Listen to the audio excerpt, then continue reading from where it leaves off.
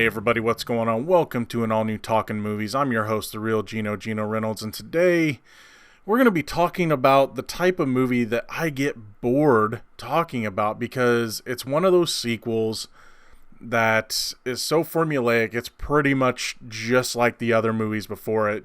That's right, today we're going to be talking about Adam Sandler and the gang once again showing their PG-rated animated dark side in Hotel Transylvania 3 Summer Vacation. Dracula works too hard, at least that's what his daughter Mavis thinks, so she books a monster crew so that her whole family, and that counts the extended family as well, can spend some quality time together. What none of them know is that an enemy from Dracula's past is set to return and try to destroy them all. Let me ask you this. Did you like the other two movies? Yeah? Well, then take the kiddos to go see this. No? Then this one ain't gonna change your mind.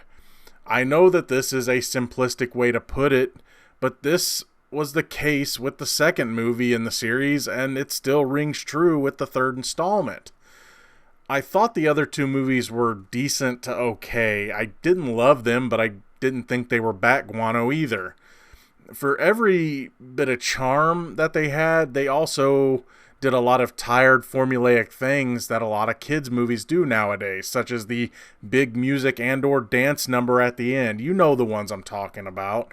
It just hits that balance of if my kiddos want to see it, I'm cool with it, I guess. There were some things that I really enjoyed about this movie, I will say that, and this happened with the other ones as well. Its journey down memory lane at the beginning of the movie is kind of fun, but way too short. It shows us the rivalry between Dracula and the Van Helsing family, and in a way sort of makes fun of the horrors of the original Dracula story, the Bram Stoker one.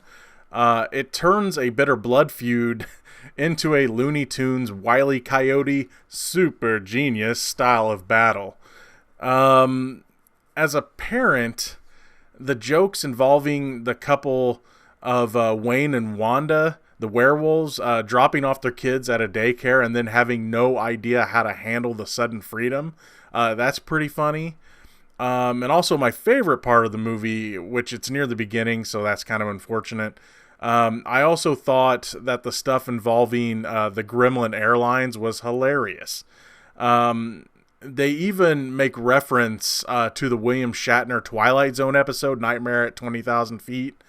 So I know that the franchise's filmmakers have the ability to smarten up the humor, but for every good bit of humor in this movie, there is a ton of gags that don't work.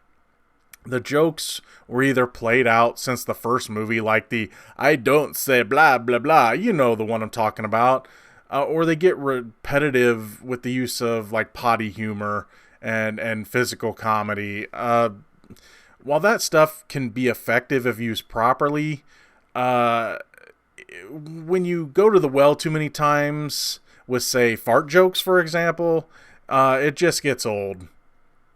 If you or your kiddos are okay with the formula of this series, then you'll be okay with this movie. Me, while I can watch them, I can't say that I really look forward to them either.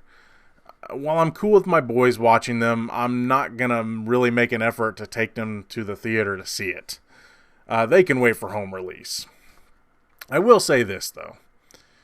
I'd rather see Adam Sandler and the gang do movies like this, where their silliness makes sense because it's a cartoon, versus crap like a lot of the other Happy Madison movies where they're acting like real-life cartoon characters.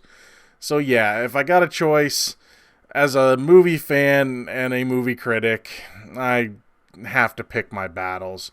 Again, this movie is pretty much the other movies. That's all I can really say. There's really no way to differentiate them, and that's all I really got to say about that. So that's going to be all for this edition of Talkin Movies. I hope you guys have enjoyed it. If you like what you've heard here, please subscribe to the Real Geno YouTube channel, like or dislike this video, and if you have a comment, put it in the section below. Till next time, I am your host, the Real Geno Reynolds. See you later.